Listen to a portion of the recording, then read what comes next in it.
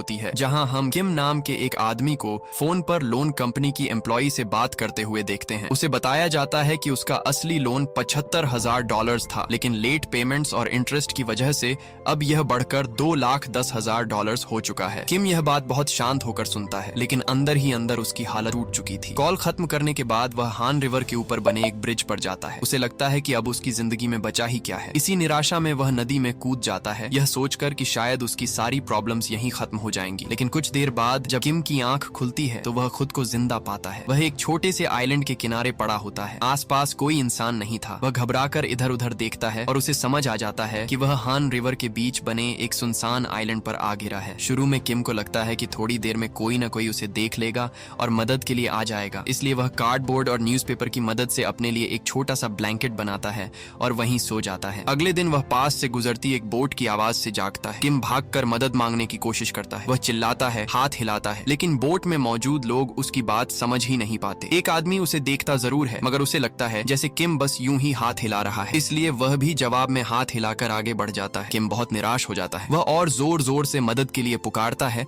लेकिन तब तक बोट काफी दूर जा चुकी थी। अब उसे खुद ही कोई रास्ता ढूंढना था। वह आइलैंड के चारों तरफ घूम कर देखता है, लेकिन हर तरफ पानी ही पानी था। ब्रिज ऊपर था और वहां तक पहुंचने का कोई रास्ता नहीं था। तभी किम को याद आता है कि उसका फोन अभी भी उसकी पॉकेट में है, मगर फोन की बैटरी लगभग खत्म होने वाली थी। वह तुरंत इमरजेंसी सर्विस को कॉल करता है और बताता है कि वह हान रिवर के एक डिजर्टेड आइलैंड पर फंस गया है। लेकिन ऑपरेटर को उसकी बात इतनी अजीब लगती है कि वह उसे मजाक समझ लेती है। किम उसे समझाने की कोशिश करता है कि वह सच बोल रहा है, लेकिन कॉल कट जाती है। इसके बाद किम अपनी कॉन्टैक्ट लिस्ट देखता है कि अब किससे मदद मांगी जाए। तभी उसे अपनी एक्स गर्लफ्रेंड सुजुंग का नंबर दिखता है। वह उसे कॉल करता है, लेकिन सुजुंग अभी भी ब्रेकअप की वजह से उससे नाराज थी। किम कुछ समझा पाता उससे पहले ही वह कॉल काट देती है। फिर अचानक किम को एक और कॉल आती है। इस बार फोन पर एक सेल्स गर्ल थी जो उसे नया कॉलिंग प्लान बेचने की कोशिश कर रही थी। किम बार बार उसे बताता है कि वह आइलैंड पर फंसा हुआ है और उसे 911 पर कॉल करने को कहता है, लेकिन वह लड़की अपनी बात जारी रखती है। और इसी बीच किम के फोन की बैटरी पूरी तरह खत्म हो जाती है। अब किम के पास सिर्फ एक ही रास्ता बचता है। वह नदी पार करने की कोशिश करता है। वह पानी में उतरता है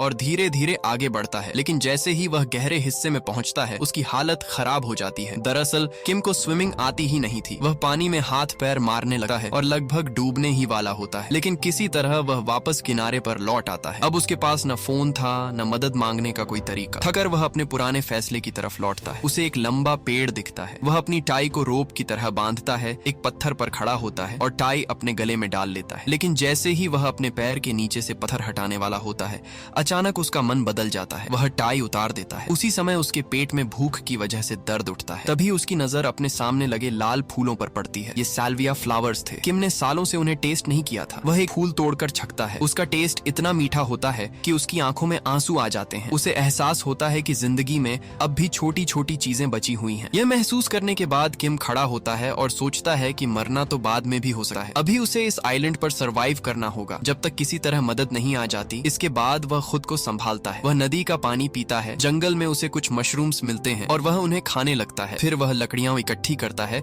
और पूरी शाम फायर जलाने की कोशिश में लगा रहता है ताकि रात में ठंड से बच सके। कुछ देर बाद किम अपनी पॉकेट और वॉलेट चेक करता है। उसके पास कई क्रेडिट कार्ड्स थे जिनके बिल्स भरना अभी बाकी थे। वह एक एक करके उन कार्ड्स को देखता है और समझ जाता है कि शहर में ये कार्ड्स उसकी परेशानी की वजह थे, मगर इस आइलैंड पर उनकी कोई कीमत नहीं थी। गुस्से में वह उन कार्ड्स को फेंक देता है। पहली बार उसे महसूस होता है कि जीने के लिए इन चीजों की जरूरत नहीं है। वह बिना बैंक, लोन और बिल्स के भी सांस ले सकता है और शायद पहली बार उसे सच में थोड़ी आजादी महसूस होती है। अगले दिन किम आइलैंड पर अपनी नई जिंदगी शुरू करता है। वह हर उस चीज को इकट्ठा करने लगता है जो उसके काम आ सकती थी। उसे एक लिक्विड सोप की बोतल मिलती है। फिर उसे एक अम्यूजमेंट पार्क राइड का कैबिन भी मिलता है जो डक के शेप का था। बहुत मेहनत के बाद किम उस कैबिन को खींचकर ब्रिज के नीचे ले आता है। अब वही उसका छोटा सा घर बन जाता है। वह पेड़ों, पौधों और ब्रांचेस की मदद से अपने लिए एक आरामदायक बेड भी बना लेता है। कुछ देर आराम करने के बाद उसे फिर खाने की तलाश करनी पड़ती है। वह कचरे से एक बैग बनाता है और उसकी मदद से रिवर में फिश पकड़ने की कोशिश करता है। जब वह कम गहरे पानी में कुछ ढूंढ रहा होता है तो उसे पानी में कुछ हिलता हुआ दिखता है। किम तुरंत उस पर हमला करता है, लेकिन अगले ही पल पता चलता है कि जिसे वह फिश समझ रहा था वह उसका अपना पैर था। उसके पैर में चोट लग जाती है और वह दर्द से तड़पते हुए पानी से बाहर आता है। इसके बावजूद वह हार नहीं मानता। इस बार वह कचरे से एक नेट बनाता है, लेकिन फिश पकड़ने की उसकी सारी कोशिशें फिर भी नाकाम हो जाती हैं। अब किम सिर्फ मशरूम्स खा खा कर थक चुका था। वह कुछ और खाने के लिए आइलैंड में घूमता है। तभी उसे एक पेड़ पर